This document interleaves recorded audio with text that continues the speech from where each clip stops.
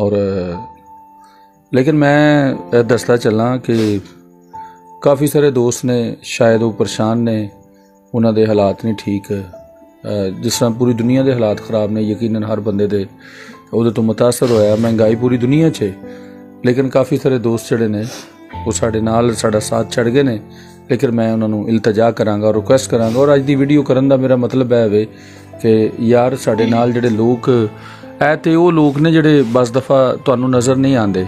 लेकिन मैं दसना चाहना वा कि अलहमदुलिल्लाह अगर कोई साडे नाल 2 साल तो मैं तो चल रहा है, कोई 1.5 साल तो मैं तो चल रहा है, कोई 1 साल तो मैं तो चल रहा है, अलहमदुलिल्लाह असीं उहदे नाल चल रहे हैं।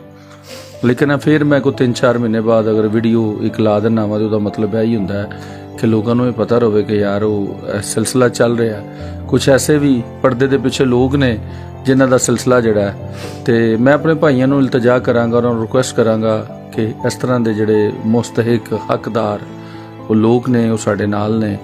और